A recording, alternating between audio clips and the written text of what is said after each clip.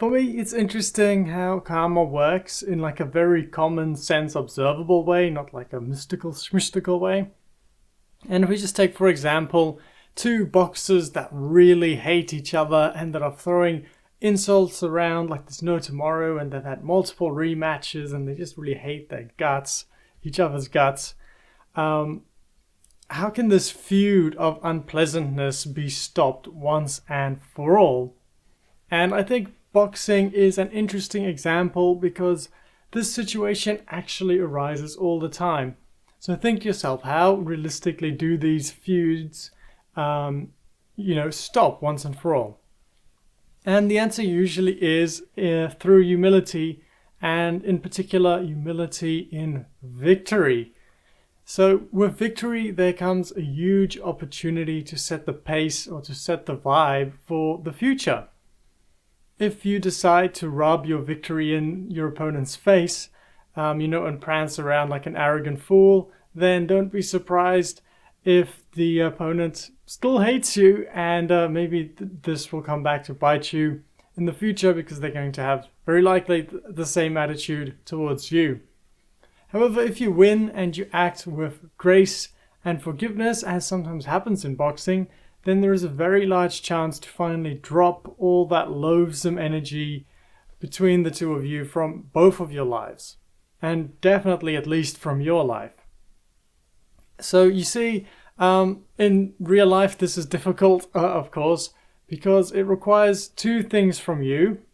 One is, I think you could loosely term it as sort of a sacrifice, because last time when your opponent won, they were just absolute dickheads towards you, and when you came second, they wouldn't shut up about it and kept poking fun at you at every possible opportunity and at every possible vulnerability they saw in you. And obviously this pained you and annoyed you, and now you feel like paying back what's due to them. And of course, realistically, now we're talking about 4 years ago when Trump won, the Republicans did poke a lot of fun at the Democrats and called them crybabies and made all kinds of memes about it, which was very immature of a lot of them. But you see, that is how karma works in a practical sense, which is that every cycle that there's loathsome energy that you owe the other person, that you feel like you owe them some pain, the animosity between the two of you actually spirals higher and higher until it gets out of control. And it does take a level of maturity to endure the insults of your opponents after the spiral has been going on for some time, and then to endure the pain of what they're throwing at you, and then to reply next time when you win with grace and compassion and forgiveness when you come up on top. If the cycle of division in America is to stop, then someone needs to do this eventually, to have this approach of forgiving the other team, the other side, and verbalizing it. But secondly, it is also difficult to forgive your opponent, not only for the first reason that it requires sacrifice from you to not repay the pain that is due for your opponent, but also because of a risk that is involved. Because let us be clear that you can be completely graceful, forgiving, and compassionate towards your opponent. You can verbalize it, and still next time they can be total dickheads and just rub your face all over your loss if they win next time. And look, I personally, I totally get the sense of injustice that this could stir up in you. For me, sport, it's a great way that I have learned this. And you can be really gracious in victory as a habit and not be egotistical at all. But there are going to be some opponent teams that will always be douchebags when they win, no matter how you treat them when you're victorious. And that energy, of course, feels bad. You feel like, you need to hurt these people in return for what they're doing to you. And look, I'm not perfect as well, and maybe it's even fine.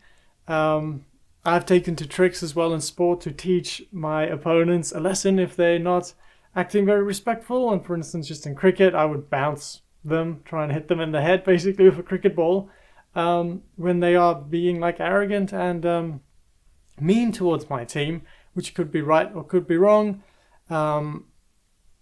So I'm not saying that this is easy and that our own egos and defense mechanisms don't want to come up and we want to feel like they hurt us, so we need to hurt them back, and they're not going to play fair, so why should we play fair? And look, so I'm not saying that forgiving the Republicans and Trump supporters will be easy. I'm not saying that it will stop 100% of the bad energy in the next elections between the two sides. But still, this is a very important point, because the future of literally America lies in your hands in a very serious way. I'm talking to the Democrats here who just won. Because a divided America is weak. You are strong, America, because you are the United States of America. You know, Democrats, they tend to think of themselves as being more progressive and more mature than their opponents. So prove that in this election cycle and embody the values that you want America to embody. So, like, what am I actually suggesting, practically speaking? So maybe this is very radical, I don't know. What do you think? First of all, I suggest that at minimum, don't stir up all kinds of nasty energies against Republicans and Trump supporters, and don't make stupid memes mocking them on the internet. Don't share those memes on social media, and don't mock the Republicans and Trump supporters to their face in the conversation. Okay? That's just basic decency. And second of all, with Trump voters that you personally know, reach out and tell them that although there is a lot of tension in politics, that you now hold no bad will towards your friends or your acquaintances in this regard.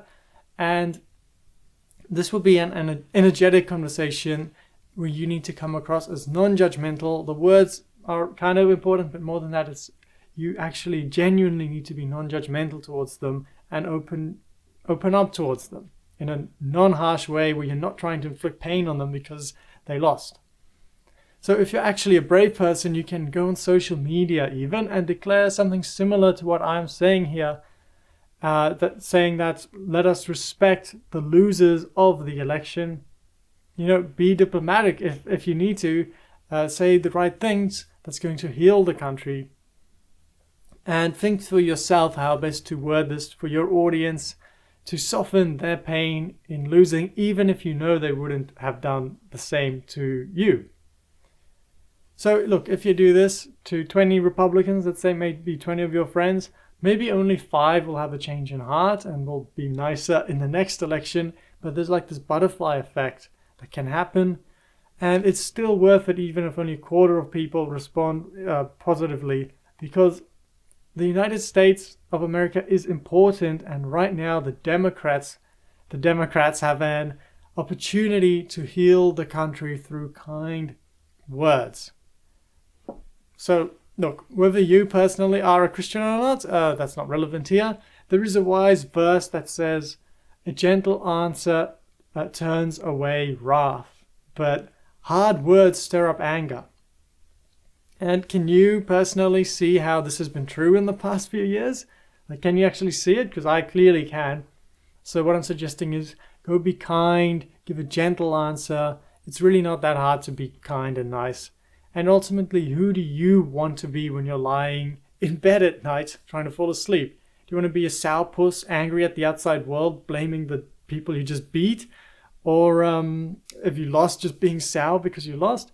Or do you want to be at peace within yourselves because you act with integrity and do what's best for the greater good of your country? And let's be clear, if you keep perpetuating division in America, you will partly be responsible for its future collapse. So that's it. Please consider what I've said. Let me know what you think about it.